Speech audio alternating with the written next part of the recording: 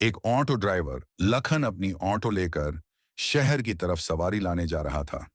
तभी सामने police barrier के पास 5 पुलिस वाले खड़े होकर आने जाने वालों का इंतजार कर रहे थे, क्योंकि सुबह से अभी तक उनके हाथों में एक भी मुर्गा नहीं फंसा था।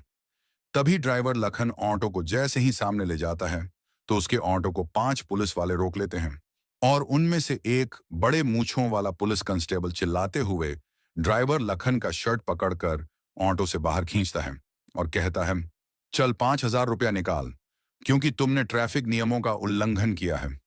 तुम्हें जुर्माना भरना पड़ेगा। ऑटो ड्राइवर लखन कहता है कि सर, मैंने कौन से ट्रैफिक नियमों का उल्लंघन किया है, मुझे जरा बताएंगे। तो उसके बाद पुलिस वाले कहते हैं कि या तो जुर्माना भर, वरना तुम्हें हमारे साथ थाने में चलना पड़ेगा। अब लखन जैसे उस थाने का नाम सुनता है, तो उनसे कहता है कि मैं जुर्माना नहीं भरूं, मुझे उस थाने के अंदर ही ले चलो, क्योंकि उस थाने के अंदर उसकी पत्नी, जिसका नाम था कविता, 2 दिन पहले उस थाने के अंदर उसकी पोस्टिंग हुई थी और लखन ने अपनी पत्नी को ऊंटों चलाकर पढ़ा लिखा कर इस काबिल बनाया था। तो उसे विश्वास था कि उसकी पत्नी उसकी मदद करेगी और पूछेगी कि कौन से ट्रैफिक नियमों का उल्लंघन किया है। इसके बाद लखन बेखौफ होकर उस थाने के अंदर चला जाता है। वहां पर जाने के बाद एक कुर्सी पर उसको बैठा दिया जाता है। इधर जो डीएसपी मैडम थी, वह फोन पर किसी से कहने लग रही थी कि इस तरह से जानकारी निकालने की कोशिश मत करो, किसी को जरा सा पद क्या मिल गया, तुम लोग सब जगह पर ऐसे ही यूज करने लगे, मेरे नाम को आइंदा मुझसे ऐसी उम्मीद मत रखना। इस तरह की फटकार वो फोन से किसी को लगा रही थी। उसके बाद डीएसपी मैडम वहां पर आती हैं और कांस्टेबल से पूछती हैं कि इसको क्यों पकड़ कर लाए हो।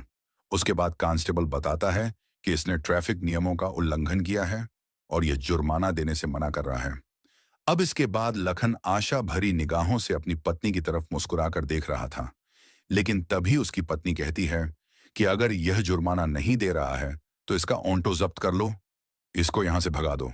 इस बात को लखन जैसे ही अपनी पत्नी के मुंह से सुनता है, तो एकदम हैरान और परेशान सा हो जाता है, क्योंकि उसकी पत्नी को उसने ऑटो चलाकर पढ़ा लिखाकर इस लायक बनाया था और उसकी पत्नी ने आज उस ऑटो को ही बंद करने के लिए बोल दिया था, जिस ऑटो की वजह से वह डीएसपी बनी थी। अब इसके बाद लखन मायूस हो जाता है और कविता की तरफ सूखी सी आंखों से देखने लगता है।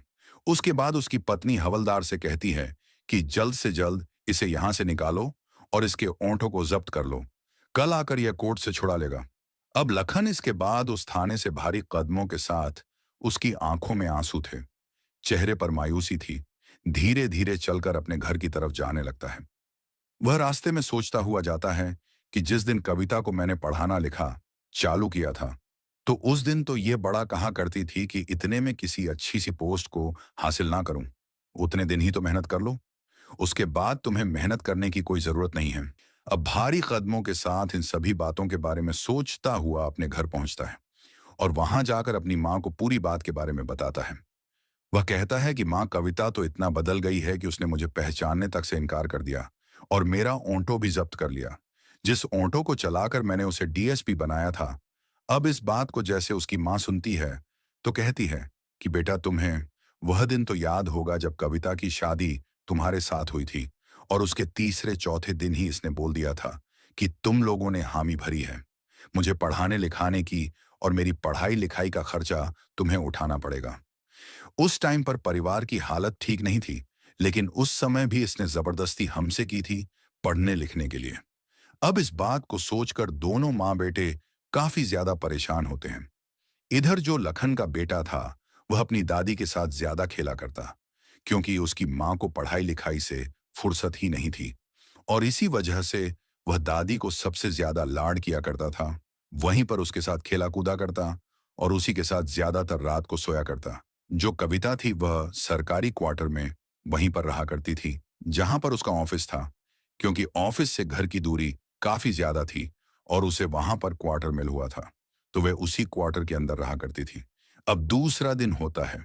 दूसरे दिन कविता वेट कर रही थी कि वह आएगा और आकर कोर्ट से ऑटो को छुड़ाने के लिए कागज बनवा के लाएगा।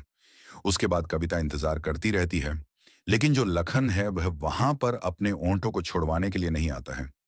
इस बात को देखकर कविता को बड़ा ही गुस्सा आता है और वह गुस्से से भरी हुई सीधा अपने घर जाती है। लखन के पास वहां जाकर देखती है, जो उसकी सास है उसके बालों की छंपी कर रही है और लखन वहीं पर नीचे बैठा हुआ है और लखन का बेटा वहां पर खेल रहा है। दोनों का किसी का भी उस बेटे की तरफ ध्यान नहीं था, वह अच्छी तरह से खेल रहा था। अब इस बात को देखकर वह खामखा ही अपने पति और अपनी सास पर भड़क जाती है। कहती है कि तुम लोगों को बच्चे संभालने भी नहीं आते, इस तरह से बच्चे संभाले जाते हैं। अगर इसको कुछ हो जाएगा तो कौन जिम्मेवार रहेगा। उसके बाद लखन अपनी पत्नी की तरफ देखता है और उसे कहता है कि यह तुम क्या कह रही हो, बच्चे संभालने नहीं आते। अब तक यह जितना भी बड़ा हुआ है उतना माँ ने ही इसको बड़ा किया है और उन्हें अच्छी तरह से पता है कि बच्चे को किस तरह से संभाला जाता है। तुम इसके बारे में ना ही बोलो तो ही अच्छा है। अब जैसे ही लखन के मुंह से यह बात कविता सुनती है तो एकदम से उस पर भड़क जाती है और कहती है कि तुम ऑटो को लेने के लिए क्यों नहीं आए। मैंने सारा इंतजाम कर दिया था और तुम वहां पर नहीं पहुंचे टाइम पर। अब इस बात को सुनकर लखन कहता है कि तुम्हें इतनी ही पड़ी थी तो उस दिन थाने में ही यह मना कर दिया होता कि इसके ऑटो को जब्त ना किया जाए और इसने कोई भी गुनाह नहीं किया है और मैंने असलियत में भी कोई गुनाह नहीं किया था। कहीं तुम यह सोचने लगे कि मैं तुम्हारी वर्दी का फायदा उठा रहा था। तुम असलियत को तो निकाल सकती थी, क्योंकि तुम बड़ी अधिकारी हो तो असलियत तो तुम्हारे सामने आ ही सकती थी। अब इसके बाद कविता उस पर चिल्लाने लगती है और कहती है कि तुम लोग गंवार हो और तुम क्या जानो किस तरह से ड्यूटी की जाती है और मेरे बच्चे को भी तुम अच्छी तरह से नहीं संभाल सकते। ऐसा कहकर वह अपने बच्चे का हाथ पकड़ती है और उसे लेकर उसके कमरे में चली जाती है। वहां से उसके बच्चे के सारे सामान को पैक करती है और जाते हुए कहती है कि मुझे अब तुम जैसे गंवार के साथ नहीं रहना और मैं कहां तक अपनी बुद्धि को खराब करूंगी। तुम लोगों से जबान लड़ाकू लोग तो इसी तरह से जबान लड़ाने के लिए यहां पर बैठे हो। लखन कहता है कि ठीक है, अगर तुम्हें यह अच्छा लगता है तो वैसा ही करो। लेकिन उसका जो बेटा था 6 साल का, वह बार बार अपनी दादी की तरफ उंगली कर रहा था और कह रहा था कि दादी, मुझे मम्मी के साथ नहीं जाना, मुझे पापा और तुम्हारे साथ ही रहना है। क्योंकि जो कविता थी उसने कभी भी अपने बच्चे को लाड प्यार से नहीं रखा था, वह तो केवल पढ़ाई की ओर ध्यान दिया करती थी। अब इसके बाद कविता उसका हाथ पकड़कर और उसकी तरफ घुड़तेज है जहां पर वह रहा करती है। अब इसके बाद कविता लड़ाई करके वहां से चली गई थी। अब जैसे ही यह बात कविता के माता पिता को पता चलती है तो वह लोग कविता को बहुत खरी खोटी सुनाते हैं और कविता, जो कि अपनी वर्दी के घमंड में थी, वह कहती है कि मुझसे कोई भी नाता रखने की तुम्हें जरूरत नहीं है। अब इस बात को सुनकर जो उसके माँ बाप हैं वह भी उससे बात करना बिल्कुल बंद कर देते हैं। इधर जो उसका भाई था वह भी कहता है कि बहन, यह अच्छी बात नहीं है, लेकिन वर्दी के घमंड में वह उसको भी उल्टा सीधा सुना देती है। धीरे धीरे ऐसे ही समय बीतता है। जो कविता है वह अपने बच्चे को घर पर रखा करती है और एक फुल टाइम मेड उसने रख रखी थी बच्चे की देखभाल करने के लिए। तभी एक दिन दिन के समय जो उसकी मेड थी वह बच्चे को लेकर मार्केट आई हुई थी और इधर उस लड़के की दादी भी वहां पर आई हुई थी कुछ सामान को खरीदने के लिए। और जैसे ही वह 6 साल का बच्चा अपनी दादी को देखता है तो अपनी मेड के पास से हटकर सीधा अपनी दादी को जाकर लिपट जाता है। इधर मेड जैसे ही देखती है कि बच्चा कहाँ गया तो वह उसे इधर उधर ढूंढने लगती है। वह दादी के पास आता है, उसकी आंखों में आंसू थे और कहता है कि दादी, मुझे तुम्हारे साथ रहना है, मुझे मम्मी के पास नहीं रहना। मम्मी तो एक गंदे से अंकल के साथ रहती है और वह लोग मुझे कभी कभी पीट भी दिया करते हैं। अब जैसे इस बात को उसकी दादी सुनती है तो वह कहती है कि बे, तुम क्या कह रहे हो, मम्मी किस गंदे अंकल के साथ रहती है। तो वह बताता है कि गंदे से अंकल मम्मी के घर पर आते हैं और वह पूरा दिन भर भी रहते हैं, कभी कभी जब छुट्टी का टाइम होता है, लेकिन रोज शाम को जरूर से आते हैं और मम्मी और वह अंकल मुझे पीटते हैं अगर मैं नहीं सोता हूं तो। और उसके बाद मैं सोने का नाटक कर लेता हूं और मम्मी और वह गंदे अंकल घंटों तक बैठकर आपस में बातें करते हैं और जोर जोर से हंसा करते हैं। इन सभी चीजों को देखकर मैं अंदर ही अंदर से बहुत ज्यादा रोता हूं और मुझे अब मम्मी के पास नहीं रहना। इतनी ही देर में कविता की मेड भी वहां पर आ जाती है और उस बच्चे को उस बूढ़ी महिला से बात करते हुए देख एकदम से उसका हाथ पकड़ लेती है।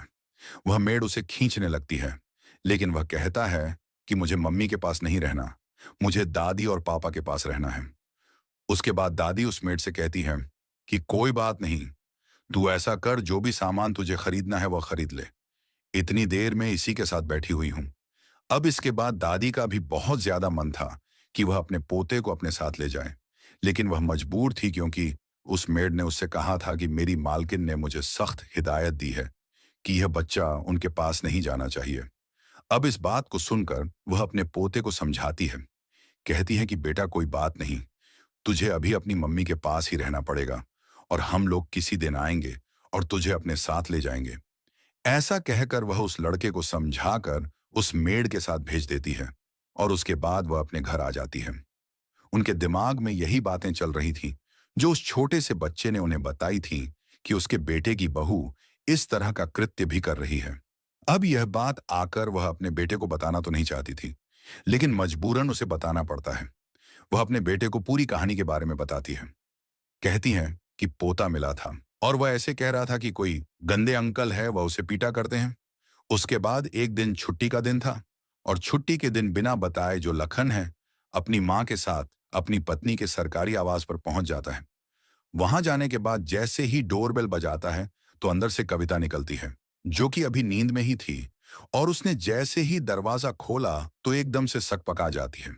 वो एकदम से कहती है कि तुम लोग यहाँ पर क्या कर रहे हो। अब उसकी इस बात को जैसे ही लखन और उसकी माँ सुनते हैं तो लखन की माँ कहती है कि तुम माँ बेटे से, हम माँ बेटे मिलने आ गए, क्यों हमने कोई गलत किया। अब इस बात को सुनकर जो कविता है वह एकदम से चुपचाप सी खड़ी रह जाती है। इसके बाद लखन उस घर के अंदर घुसता है और वह देखता है कि उसके कमरे के अंदर बेड के ऊपर एक नौजवान लड़का लेटा हुआ है और उनका जो बच्चा है वह दूसरे बेड पर ऐसे ही पड़ा हुआ है। अब इन सभी चीजों को देखने के बाद लखन को बड़ा गुस्सा आता है और वह एकदम से एक जोरदार चांटा अपनी पत्नी को जड़ देते हैं। और जैसे ही कविता के एक चांटा लगता है तो वह व्यक्ति खड़ा होता है और कहता है कि कौन है यह बदतमीज जो यहां पर आकर तुझे छांटा मार रहा है। उस बात कविता एकदम से उस व्यक्ति से कहती है कि यही तो है मेरा निकम्मा गवार पति। अब इस बात को जैसे लखन सुनता है उसे और भी ज्यादा गुस्सा आता है। गुस्से के मारे उसका शरीर कंपन करने लगता है, लेकिन उसकी माँ ने उसे समझा रखा था कि बेटा इस तरह से नहीं किया करते। यह पहला छांटा तो उसने ऐसे ही मार दिया था क्योंकि वह भावनाओं में बह गया था। अब इसके बाद वह जाता है और अपने बेटे को अपनी गोद में उठाता है और कहता है कि अच्छा तो इसीलिए तुम यहां पर रहा करती थी। दरअसल दोस्तों, जो और व्यक्ति था जिस अंकल के बारे में उनका लड़का बात कर रहा था वह और कोई नहीं, कविता का सीनियर था, जो ट्रेनिंग के दिनों से ही कविता के साथ अवैध प्रेम प्रसंग में था। अब इसके बाद जब सारा भेद खुल ही गया था तो कविता भी कहती है कि चलो ठीक है, ये तो अच्छा हुआ जो तुम लोगों ने आकर अपने आप ही देख लिया। वह कहती है कि मुझे तुम जैसे गंवार से कोई रिश्ता नहीं रखना और आज के बाद मुझे अपनी शक्ल मत दिखाना। इसके बाद लखन अपने बच्चे को लेकर वहां से जाने लगता है। उसकी माँ भी पीछे मुड़कर जाने लगती है। तभी कविता एकदम से लखन को रोकती है और कहती है कि जाते जाते इस काम को और कर जाओ। मैंने डिवोर्स के पेपर पहले ही तैयार कर रखे हैं और इस पर साइन भी कर दो। उसके बाद लखन उन पेपरों पर साइन कर देता है और वहां से अपने बच्चे को लेकर चला जाता है। वह घर जाकर एक कमरे के अंदर बैठे हुए थे। उसने कविता को डिवोर्स दे दिया था। डिवोर्स भी उनका लगभग कंप्लीट ही हो गया था क्योंकि कविता ने पहले से ही डिवोर्स के पेपर बनवा रखे थे। अब कुछ दिनों तक उनका केस चलेगा और केस चलने के बाद उन दोनों का डिवोर्स हो जाएगा। अब लखन घर के अंदर बैठा है, उधर उसकी माँ बैठी हुई है और वह सोच रही है कि किस तरह से बेटे की गृहस्थी को अच्छी तरह से चलाया जाए। अब उसके बाद लखन की माँ पुरानी संदूक को खोलने लगती है और उसमें ढूंढने लगती है कि शायद ऐसा कुछ मिल जाए जिससे फिलहाल कुछ थोड़ा बहुत काम करने के लिए हमें मदद मिल सके। ढूंढते ढूंढते संदूक के सबसे नीचे उसे एक पेपर मिलता है, एक जमीन का। उसके बाद में उस पेपर को लखन को दिखाते हुए कहती है कि बेटा देखो यह क्या चीज है। उसके बाद में उसका बेटा उस पेपर को पढ़ता है और उस जगह के बारे में जब पता चलता है सो वह जमीन कई करोड़ रुपए की थी। अब जैसे ही वह जमीन के बारे में उन्हें पता चलता है तो वह लोग उस जमीन को बेचते हैं और उससे करोड़ों रुपए उनको मिल जाते हैं। अब करोड़ों रुपए उनके पास आ गए थे, अच्छा सा घर बनाते हैं। और जो लखन था, लखन पढ़ने में काफी ज्यादा होशियार था, लेकिन अपनी पत्नी की पढ़ाई के लिए उसने अपनी पढ़ाई को दांव पर लगा दिया था। पत्नी की पढ़ाई करवाने के लिए उसने अपनी पढ़ाई को छोड़ दिया था और वह ऊंटों चलाकर अपने घर का भरण पोषण किया करता है और अपनी पत्नी को ही पढ़ाया लिखाया करता था। तो वह फैसला करता है कि मैं भी अच्छी तरह से पढ़ाई लिखाई करूंगा और मैं दोबारा से एक अच्छे से मुकाम को हासिल करूंगा। इसके बाद लखन अपनी पढ़ाई को दोबारा से चालू कर लेता है। इधर उसकी जो माँ थी, वह भी घर के अंदर ही अचार और पापड़ बनाने का बिजनेस चालू कर लेती है। और जो उसके पोते की मेड थी, जिसको उसकी पत्नी कविता ने रख रखा था, उसे मेड को बुलाकर उस घर के अंदर उस बिजनेस को अच्छी तरह से चलाने लगती है। धीरे धीरे वह लोग मेहनत करते हैं और मेहनत करते हैं। उनका बिजनेस अच्छी तरह से चलने लगता है। पैसे भी उनके पास अच्छे खासे थे, उनका बिजनेस भी चलने लगा था। तो अब लखन को कोई भी प्रॉब्लम नहीं होती है, उसे कमाने की भी कोई दिक्कत नहीं है और वह अच्छी तरह से अपनी पढ़ाई पर फोकस करता है। फोकस करने के बाद लगभग 2 साल के बाद उसका सिलेक्शन एसपी के पद पर हो जाता है। अब जैसे ही वह एसपी बना था तो खबरों में उसका ही नाम चला करता था। कोई कहता कि ऑन्टो वाला एसपी बन गया, उसने मेहनत की। और कोई उसकी माँ से आकर पूछा करता। बहुत सारे लोग इंटरव्यू लेने के लिए उनके घर पर आया करते और उसका अच्छी तरह से इंटरव्यू लिया करते थे। अब एसपी बनने के बाद उसी एरिया में अपनी पोस्टिंग करवा लेता है जहां पर उसकी पत्नी की पोस्टिंग थी और वहीं पर रहकर अपनी ड्यूटी को करने लगता है। इधर जो उसकी पत्नी थी, वह अपने सीनियर अधिकारी से अवैध प्रेम प्रसंग में थी और सीनियर अधिकारी ने उसका एक वीडियो बना लिया था रिश्वत लेते हुए। और अब उसको बहुत ही ज्यादा टॉर्चर किया करता, बहुत ही ज्यादा परेशान किया करता। और उसको याद आती है अपने उस पति की जो कभी ऑटो चलाकर उसकी पढ़ाई लिखाई का खर्चा निकाला करता था। लेकिन अब वह करे भी तो क्या करे, क्योंकि उसने अपने पति को पहले ही तलाक दे दिया था। धीरे धीरे समय बीतता है और समय बीतने के साथ साथ जो कविता थी, उसकी हालत बहुत ही ज्यादा खराब हो जाती है। जिस व्यक्ति के चुंगल में फंसी हुई थी, उसने शादी पहले ही कर रखी थी और उसके 2 बच्चे थे। और यह बात जैसे कविता को पता चलती है तो वह कुछ कह पाती, इससे पहले वह उसे धमकी दे देता है कि मैंने तुम्हारा वीडियो बना रखा है। अगर तुमने मुझसे कुछ कहा तो तुम्हारी पोस्ट भी जाएगी और साथ ही साथ दुनिया में मुंह दिखाने लायक नहीं रहोगी। अब इस डर के कारण कविता उसे कुछ नहीं कहती है। वह खाना पीना छोड़ देती है, अच्छे कपड़े पहनना छोड़ देती है और उस व्यक्ति ने उसे फोन रखने से भी मना किया था। अब उनके थाने में, जिस थाने में कविता नियुक्त थी, उस थाने में एएसपी साहब के स्वागत के लिए पार्टी रखी जानी थी और उसमें कविता से भी कहा जाता है। उसकी राय मांगी जाती है तो कविता हामी भर लेती है। कहती है कि ठीक है, आप ऐसा करो, पार्टी दे देना, अच्छी बात रहेगी। उसके बाद दूसरे दिन पार्टी का आयोजन किया जाता है और पार्टी में एक स्टेज बनाया गया था। उस स्टेज पर 2 शब्द कहने के लिए कविता को बुलाया जाता है। लेकिन कविता मायूसी जैसी उस स्टेज के ऊपर चढ़ती है तो एकदम से उसे चक्कर आ जाते हैं और वह बेहोश होकर गिर जाती है। उसके बाद कविता को उठाकर हॉस्पिटल पहुंचाया जाता है। अब लखन देखता है कि यह वही कविता है जो कुछ दिन पहले इतने घमंड में रहा करती थी।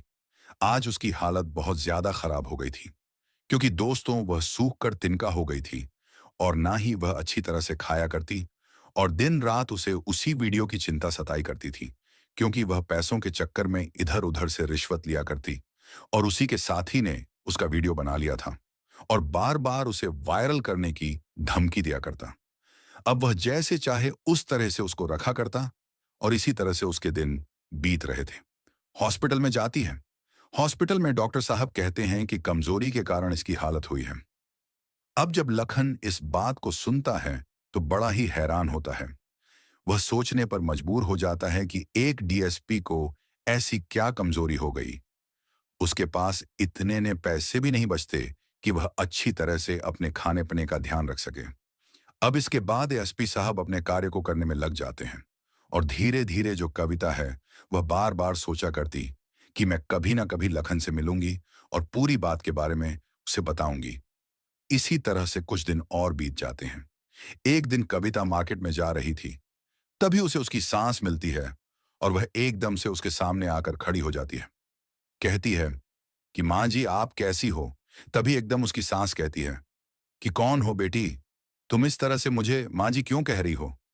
तो उसके बाद वह कहती है कि माँ जी, मैं कविता हूं, आपने मुझे पहचाना नहीं, क्योंकि उसकी सास ने अभी चश्मा नहीं पहना था और बिना चश्मे के उसे अच्छी तरह से दिखाई नहीं देता था और कविता की शक्ल बिल्कुल बदल चुकी थी, कम खाने की वजह से और उसकी बुरी हालत की वजह से तो उसकी सास कहती है कि मैंने तुझे नहीं पहचाना, और पहचान कर भी तुझे क्या फायदा, जो तूने मेरे बेटे को इस तरह से ठुकरा दिया। क्योंकि अब उसकी सास का बिजनेस भी अच्छी तरह से चल रहा था। वह मार्केट में अपने बिजनेस से रिलेटेड सामान लेने के लिए ही आई थी। वो उसको नहीं पहचानती और दुत्कार हुए वहां से भगा देती है। उसके पैरों में पड़ जाती है। कहती है कि माँ जी, मुझसे बहुत बड़ी गलती हो गई। लखन से कह दीजिए मुझे दोबारा से अपना लेंगे। मुझे माफ कर दीजिए। उसके बाद उसकी सास कहती है कि बेटी, तूने जो किया है उसका फल तो तुझे भुगतना पड़ेगा। ऐसा कहकर वह उसे दूर हटाते हुए वहां से अपने काम को करने के लिए चली जाती है। धीरे धीरे कुछ दिन और बीतते हैं। अब जो कविता है उन सभी चीजों से बहुत ज्यादा दुखी हो गई थी। वह एक दिन उस व्यक्ति के पास जाती है जिसके चुंगल में फंसी हुई थी, और उससे कहती है कि चाहे तू इस वीडियो को वायरल कर दे या फिर मेरी जान ले ले, मैं अब तुम्हारे पास नहीं रहूंगी। ऐसा कहकर वह वहां से भागकर लखन के घर पर आ जाती है, और लखन के घर का दरवाजा खटखटा है। लखन जैसे ही अंदर से दरवाजा खोलता है तो देखता है कि उसके सामने कविता खड़ी हुई है, जो बेबत ही बुरी कंडीशन में है। वह कहता है कि हाँ जी, कौन आपको किससे मिलना है? तो कहती है कि लखन, मैं कविता हूं, मैं तुम्हारी पत्नी हूं और तुम्हारा बच्चा मेरे पास है। तो लखन कहता है कि इस बच्चे के लिए तो मैं पहले ही तुम्हें तलाक दे चुका हूं, और इस बच्चे को मेरे पास ही रहना है। मैं तुझे नहीं जानता, तू कौन है? अगर आज के बाद तू यहां पर आई तो मुझसे बुरा कोई नहीं होगा। ऐसा कहकर लखन दरवाजे को उसके मुंह पर ही बंद कर दिया। कविता की आंखों से आंसुओं की झड़ी बह रही थी, और वह बहुत ही ज्यादा चीख कर रो रही थी। अब इस बात को लखन की मां भी अंदर से सुन रही थी, लेकिन वह कुछ भी रिएक्शन नहीं करती है, क्योंकि कविता ने लखन के साथ बहुत गलत किया था, और उस बात के बारे में लखन की मां को पता था। अब इसके बाद वह वहां से जा ही रही थी, तभी एकदम से उसे पता चलता है कि जो वीडियो उस व्यक्ति ने उसका रिकॉर्ड किया था वह वायरल कर दिया है, और उसको वायरल होने की वजह से उसकी ड्यूटी भी छूट गई है। अब इन सभी चीजों को देखते हुए कविता बहुत ही ज्यादा परेशान हो जाती है, और वह अपने भाई के पास फोन करती है। लेकिन उसका भाई भी उससे नफरत किया करता है, क्योंकि कविता ने जब दूसरे व्यक्ति के साथ अवैध प्रेम प्रसंग बनाए थे तो उस वजह से उसके माता पिता कुछ दिनों में इस गम के कारण इस दुनिया को छोड़कर जा चुके थे, और इन सभी का जिम्मेदार वह अपनी बहन कविता को मानता था। और बहुत दिन पहले उसने अपनी बहन से कह दिया था कि मुझसे तुम्हें कोई भी ताल्लुकात रखने की जरूरत नहीं है।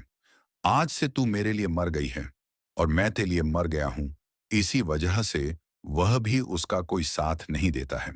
इधर जो व्यक्ति था जिसके प्रेम प्रसंग में फंसी हुई थी, वह वहां से उसके घर से सारा पैसा जेवर लेकर भाग गया था, और उसके बाद उसने उसकी वीडियो भी वायरल कर दी थी।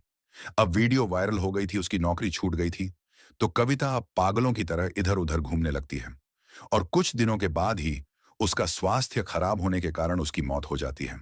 तो दोस्तों, ये थी कहानी जहां पर एक लड़की को एक लड़के ने ऑटो चलाकर पढ़ाया, लिखाया और सोचा कि वह अच्छी नौकरी प्राप्त करने के बाद उसको सहारा देगी, लेकिन उसने उसे उल्टा बर्बाद करने की कोशिश की। आप क्या कहना चाहते हो कविता के बारे में? आप क्या कहना चाहते हो लखन के बारे में? आपकी जो भी राय कमेंट बॉक्स में लिख सकते हो, लोगों के साथ शेयर कर सकते हो। दोस्तों, इन कहानियों को सुनाने का उद्देश्य किसी को परेशान करना बिल्कुल भी नहीं है। यह कहानियां आपको इसलिए सुनाई जाती हैं ताकि आप लोग इन कहानियों में से कुछ ना कुछ सीख सको और अपने जीवन में उस चीज को अप्लाई कर सको। जैसे इस कहानी में कविता अगर अवैध प्रेम प्रसंग नहीं रखती तो उसका जीवन बड़ी अच्छी तरह से व्यतीत होता। बाकी मिलते हैं किसी अगली वीडियो में नए टॉपिक के साथ। तब तक के लिए जय हिंद, जय भारत। आप सभी का बहुत बहुत धन्यवाद।